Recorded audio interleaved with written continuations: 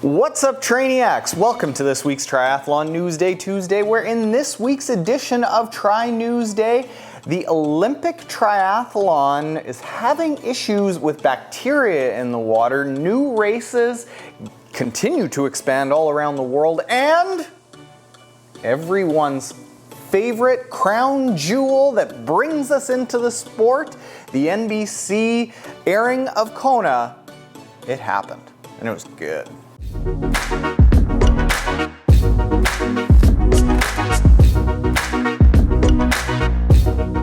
Welcome, triathletes, to Triathlon News Day Tuesday, where every single Tuesday, as long as there is news and I'm not traveling, we talk about what's going on in the triathlon world over the previous week. As always, make sure you stick around to the end, where everyone's favorite part of Tri News Day, which this week is Kona themed, we share a story from the Trainiac community, and as always, full links to everything we talk about will be in the description below. Let's get into this, starting off with the Olympic triathlon that's going to happen in 2020 in Tokyo has had issues with bacteria in the water, significant issues. Now, essentially what they're doing is they're holding the triathlon and open water swim races in an unswimmable body of water with huge levels of bacteria. And this did cause problems during the Tokyo test event earlier this year, where the water quality, it said that it wasn't swimmable. A few athletes did get sick, but what they're doing is they're using under the water surface filters and over the water surface walls. What happened in the Tokyo test event is the currents ended up coming over the walls. So what they did after the Tokyo test event was they, again, tested the filters. I believe they raised the walls. And over the course of 12 days in August, they monitored the body of water for bacteria levels. And apparently, outside the walls, unswimmable. Now, inside the walls, very swimmable. So let's hope that by the time the Olympics rolls around next year, they have this completely under control and they're able to dial in safe swimming conditions. I don't know if I'm hopeful. Olympics lately have been kind of a goon show. Next, this is a huge thing that happens every single year. It's what brings the vast majority of triathletes, myself included, into the sport, and it is the NBC documentary of Ironman Kona. Now, it's been less of a focus the last few years with Ironman now broadcasting the event live. People are able to tune in on the day and see what happens, or they're able to see from excellent YouTube channels some highlights. So the production value over the last few years has changed a little bit, but they still put a ton of production value into it, and this year it did not disappoint. It's fairly tough to find this online. You have to go to a specific Facebook page. The link to this, if you missed the broadcast, is in the description below. It's not on YouTube. It's not on any Ironman page. Go check it out in the description below. Well done to the team at Ironman for putting it together. Next, Ironman continued to announce more races that are happening next year. Now on November 15th, 2020, there will be another 70.3 happening in Melbourne, Australia. This is very good news. Personally, what I've heard from my coach, Dr. Dan Plews, is that placing high or trying to get to a world championship and being from Australia or New Zealand is really, really tough, because there's about 7 or 8 half Ironmans. There are 4 full Ironmans, but the fact that everyone, pretty much every single person in Australia and New Zealand is brought up in a sporting culture means that everyone is comfortable swimming. They are very strong very early on in life on the bike, and then they just have to learn how to run. So the competition at these events is insane.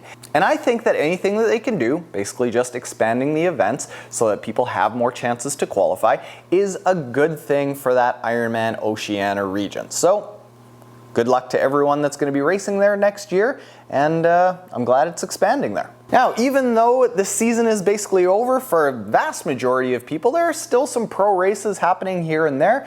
Half Ironman Cartagena happened, which was won by Colin Chartier from the USA, and also from the USA, Kelsey Withrow won on the women's side. But as far as Ironman racing goes, all eyes were on Ironman Western Australia because we had Alistair Brownlee stepping up to the line, trying to punch his ticket to Kona early, and Sam Appleton, longtime standing pro who's traditionally focused on the half Ironman distance, made his full Ironman debut.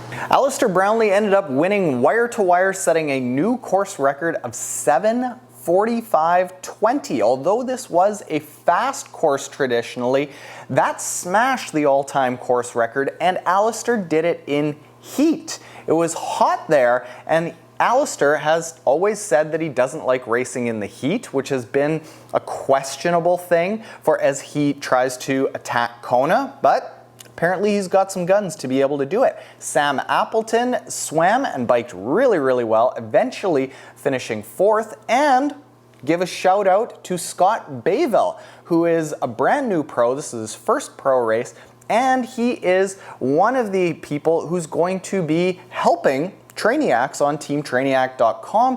When you want to book a one-on-one consultation, that's going to be done with Scott in the coming year. So congratulations to him, and awesome to see you doing so well in your first race, finishing 8th, which, by the way, is the last paycheck for the pros. Make money, Scott! Now, as far as the podcast goes, even though pros are not racing all the time, we're getting some really good pros on. As a matter of fact, just yesterday, we ended up publishing an interview that we did with Sebastian Kienle. It's the first time we've had him on the podcast. He was great. We talked a lot about dogs because he is a dog lover. Didn't realize that. And this guy over here interrupted the podcast. So we talked about dogs. Also, later today, we are going to be interviewing for the 4th time Mike Riley, the voice of Ironman, and he's going to talk about some of the most interesting stories that happened over the course of 2019. We often don't hear them until years later. We're going to talk about them right now, so make sure you are subscribed to the Triathlon Taren Podcast. It is the most highly rated and ranked triathlon podcast in the world on iTunes. Let's get into the Trainiac Story for today, which goes, "Hi Taren, I'm Alessandro Valente, a fan from Italy. I'm 48 years old and I have a regular job, like most people, that takes up my time. I basically decided that I wanted to do an Ironman while watching the Kona Coverage in 2000 and Team Hoyt competing that year. I cried so hard watching that race and decided that one day I too would be an Ironman, but nothing happened for many years. I started as a very below average runner in 2017 with a 2:10 half marathon, and I completed my first half Ironman in a humbling time of 6 hours, 20 minutes in 2012. I realized that I could do more, and I was lucky enough to find a good coach who's been my coach and mentor for the past 7 years. In 2015, I decided I was ready for the full distance at Ironman Frankfurt. At the time, I'd only DNF'd 2 races, and they were both for the same reason: heat. You can imagine my fear when I discovered that the weekend of my race in Frankfurt was going to be 38 to 40 degrees Celsius. Then, on race morning, I discovered that my race bag in T1 was lost. I only had my Speedo with me. The weather was so hot that I decided to swim with my Speedo since it was a non-wetsuit swim. Actually, looking back on it now, I think that day changed my life. I realized that I could not control everything. The heat was just another variable in the race. My wife, who has since become an awesome triathlete, much stronger than me, was able to find me a black polo t-shirt and a pair of old sneakers that were thrown away by somebody else and a spare helmet. I finished the race in 11 hours and 7 minutes, and I decided that I would not stop for any reason, so I didn't. I knew then that I could do a lot more, that my inner strength could make me overcome anything. Hard work, faith in the process, and an awesome team could bring me to where I could only dream to go: Kona, Hawaii. In 2017, I raced Ironman Brazil in 9 hours, 30 minutes and qualified for Kona 2017, and I'm now qualified again for for 70.3 world champs in Nice. This is a while ago he wrote this in. And Kona 2019, which he obviously just did. As I always say, if I can make it to Kona, anyone can, and I truly believe it. That is awesome to hear, Alessandro. Hearing where you've come from and how long it's taken you, this is a story that everyone can relate to. These people who go from nothing to qualifying for Kona in 3 or 4 years, I think that they're the exception. And when people don't see it happening right away in the first few years, they get discouraged.